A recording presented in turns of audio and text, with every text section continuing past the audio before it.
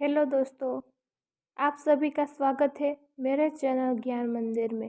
तो आज आज हम बात करने वाले हैं द पावर ऑफ साइलेंस के बारे में।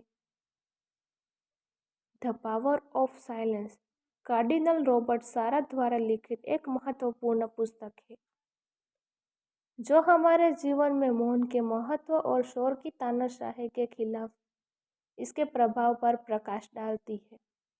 इस पुस्तक में कार्डिनल सारा बताते हैं कि मौन केवल बाहरी शोर की अनुपस्थिति नहीं है, बल्कि यह एक आंतरिक स्थिति है जो हमें ईश्वर से गहन संबंध स्थापित करने में सहायता करती है। कार्डिनल सारा के अनुसार मौन हमें आत्मनिरीक्षण करने और अपने भीतर की आवाज़ सुनने और ईश्वर की उपस्थिति का अनुभव करने का अवसर प्रदान करता है। वे कहते हैं कि मौन एक सक्रिय प्रक्रिया है जो हमें अपने विचारों और भावनाओं को समझने में मदद करती है और यह ईश्वर के साथ एक गहन संवाद का माध्यम बनती है। पुस्तक में वे यह भी चर्चा करते हैं कि आधुनिक समाज में शोर और व्यवस्था कैसे हमारे आध्यात्मिक जीवन को प्रभावित करते हैं। शोर हमें अपने भीतर की शांति से दूर ले जाता है और ईश्वर की आवाज़ सुनने में बाधा उत्पन्न करता है। इसीलिए मौन को अपनाना और अपने दैनिक जीवन में इसे शामिल करना आवश्यक है ताकि हम ईश्वर के साथ अपने संबंधों को मजबूत कर सकें। कार्डिनल सारा यह भी बताते हैं कि मौन केवल व्यक्तिगत लाभ के लिए नहीं है, बल्कि यह समुदाय और समाज के लिए भी महत्वपूर्ण है। मौन हमें दूसरों की बात सुनने, समझने और सहानुभूति विकसित करने में मदद करता है। यह हमारे रिश्तों को मजबूत करता है और समाज के शांति और सद्भावना को बढ़ावा देता है। अंततः द पावर ऑफ साइलेंस हमें यह समझने के लिए प्रेरित करती है कि मौन एक शक्तिशाली साधन है जो हमें आत्मज्ञान, ईश्वर के साथ गहन संबंध और एक शांतिपूर्ण समाज की स्थापना में सहायता करता है। यह पुस्तक कार्डिनल सारा की भाई विंटेस के साथ मौन मित्रता से उत्पन्न हुई है, जो एक युवा कार्थुसियन भिक्षु था जो मल्टीपल स्क्लेरोसिस से पीड़ित था और जिसने ईश्वर की मौन इच्छा को स्वीकार कर लिया था। मौन रहना सबसे महत्वपूर्ण मानवीय कार्य है और मौन ईश्वर से मिलने का सबसे अच्छा तरीका है जो हमारे दिलों के मौन मंदिर में हमारा इंतजार करता है। सारा स्वीकार करती है कि मौन में ईश्वर की खोज करना मनुष्य का सबसे कठिन कार्य है, लेकिन यह मनुष्य की सबसे बड़ी स्वतंत्रता भी है। शांति के बिना ईश्वर शोर में खो जाते हैं और यह शोर और भी आधुनिक जुनूनी हो जाता है क्योंकि ईश्वर अनुपस्थित है। जब तक दुनिया मौन को पुनः नहीं खोज लेती तब तक वह खोई हुई है। तब पृथ्वी शून्य में चली जाती है। शोर की तानाशाही के माध्यम से मौन को मारने में मनुष्य ईश्वर की हत्या करता है और अपने आंतरिक शून्यता में खुद का सामना करने से बचता है। हमारी दुनिया अब ईश्वर को नहीं सुनती क्योंकि यह लगातार बोलती रहती है, बहुत तेज आवाज में ताकि कुछ न बोल सके। आधुनिक सभ्यता चुप रहना नहीं जानती, यह अंतहीन एकालाप में आगे बढ़ती रहती है। उत्तर आधुनिक समाज अतीत को नकारता है और वर्तमान को एक सस्ती उपभोक्ता वस्तु के रूप में दिखाता है। यह भविष्य को लगभग जुनूनी प्रगति के रूप में चित्रित करता है। इसके सपने जो एक दुखद वास्तविकता बन गए हैं, मौन को एक नम अंधेरे तहखाने में बंद कर देंगे। इस प्रकार भाषण की तानाशाही है। मौखिक जोर की तानाशाही छाया के इस रंगमंच में बिना प्रक्षिप्रेय, बिना सत्य और बिना आधार के यांत्रिक शब्दों के प्रिय युक्त धाव के अलावा कुछ नहीं बचा है। उत्तर आधुनिक ईश्वरीय मौन के विरुद्ध एक निरंतर अपराध है और आक्रमण है। सुबह से शाम तक, शाम से सुबह तक मौन का अब कोई स्थान नहीं है। शोर ईश्वर को बोलने से रोकने की कोशिश करता है और शोर के इस नरक में मनुष्य बिखर जाता है। हमारी दुनिया की त्रासदी को बेतुके शोर के प्रकोप से बेहतर तरीके से कभी नहीं बताया जा सकता है। जो हठपूर्वक मौन से नफरत करता है वह युग उन चीजों से घृणा करता है जो मौन हमें लाता है। अध्याय 2 में कार्डिनल सारा ईश्वर की मौन भाषा के बारे में बात करती है। केवल पहले ईश्वर के साथ उनकी मौन अवस्था में रहने की कोशिश करने की हम इस रहस्यमय, मायावी और दुर्गम भाषा को समझ सकते हैं। एक मौन ईश्वर में विश्वास करना जो पीड़ा सहता है, ईश्वर की चुप्पी के रहस्य को और अधिक रहस्यमय और प्रकाशमान बनाता है। यह एक झूठी स्पष्टता का दूर करता है ताकि इसे चमकते अंधेरे से बदला जा सके। पवित्र मौन वास्तव में वह स्थान है जहां हम ईश्वर से मिल सकते हैं, और जब ईश्वर हमारे जीवन में प्रवेश करते हैं तो ईश्वर के प्रति एकमात्र सच्ची मानवीय और ईर्ष्याई प्रतिक्रिया विश्वासपूर्ण भय और श्रद्धा से भरे मौन को अस्वीकार करना परमेश्वर को अपने प्रेम और उपस्थिति द्वारा हमें थामने की स्वतंत्रता से इनकार करता है। धार्मिक समारोह में पवित्र मौन एक प्रमुख कानून है। वह ताना बाना जिससे हमारी सभी धार्मिक क्रियाएं कट जानी चाहिए। एक ध्वनिक पर्दा जो रहस्य की रक्षा करता है और रहस्यवाद का एक रूप जो हमें रहस्य को बिगाड़ने बिना उसमें ले जाता है और मास से हमारी सक्रिय भागीदारी का एक अनिवार्य हिस्सा है। अध्याय 4 में कार्डिनल सारा बुराई के सामने ईश्वर की चुप्पी के रहस्य के बारे में बात करती है और बताती है कि कैसे हमारी मौन प्रार्थना बुराई से लड़ने और दुनिया को बचाने के लिए हमारे पास सबसे मजबूत हथियार है। मौन रहना निष्क्रियता का एक रूप नहीं है। मौन रहकर मनुष्य बड़ी बुराई से बच सकता है। स्वर्ग पर भरोसा रखना कर्तव्य की सांसारिक उपेक्षा नहीं है। युद्ध का जहर प्रार्थना की खामोशी में, भरोसे की खामोशी में, उम्मीद की खामोशी में खत्म हो जाता है। सभी बर्बरताओं के दिल में क्रोध के रहस्य को रोकना जरूरी है।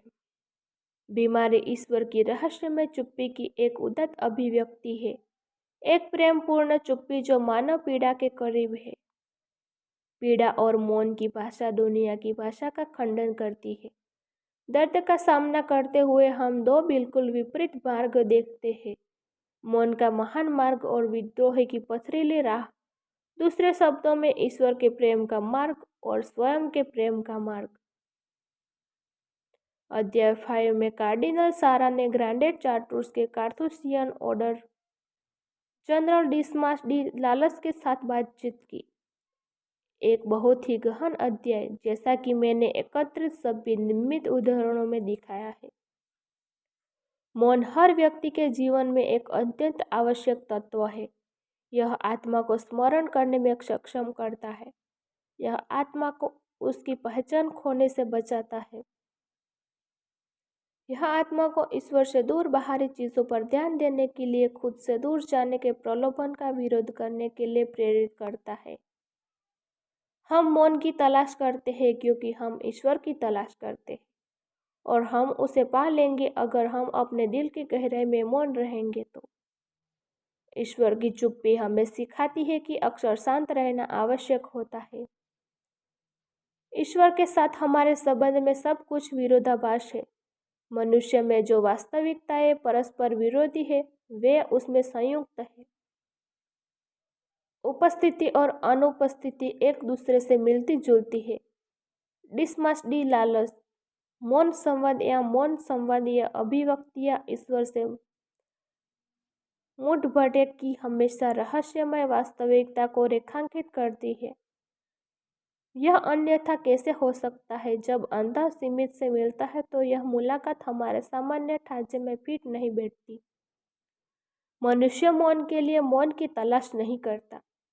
अपने लिए मौन की चाहत एक निष्फल साहसिक कार्य होगी, एक विशेष रूप से थका देने वाला सौंदर्य अनुभव है।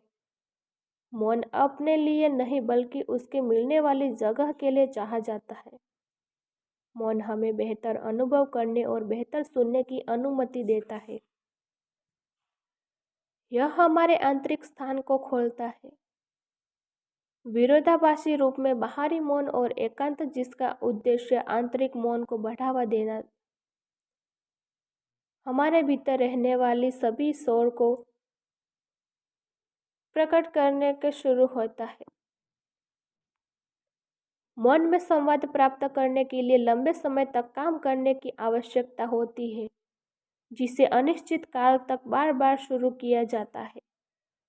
हमें धैर्य रखना चाहिए और किए जाने वाले प्रयास कठिन हैं। जब हमारी कल्पना अंततः संयोग करने और शांत होने के लिए सहमत होती है तो ईश्वर के साथ गहन अंतरांग के क्षण उन प्रयास को पूरी तरह से झुका देते हैं जो उसके लिए जगह बनाने के लिए आवश्यक है।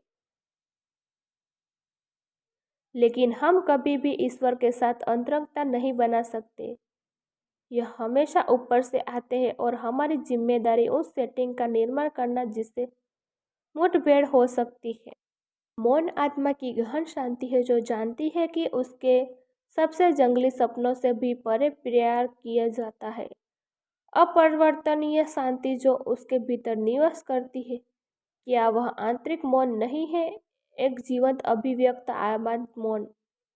हालांकि यह स्वीकार करना जरूरी है कि मौन रहना मुश्किल है। यह हमें डराता है। यह हमें अपने असहायता के बारे में ज्यादा जागरूक करता है और अदृश्य ईश्वर की मौजूदगी में अकेलेपन का एक निश्चित डर जगाता है। मोह हमारे आत्मा की तक में मौजूद नगे वास्तविकताओं का सामना करने की चिंता को जगाता है।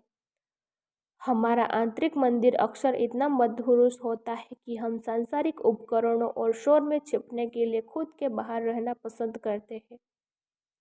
लेकिन मौन के क्षण निश्चित रूप से गहन निर्णयों, शब्दहीन निर्णयों में मेरे अंतर्मन स्वयं के उपकार की ओर ले जाते हैं।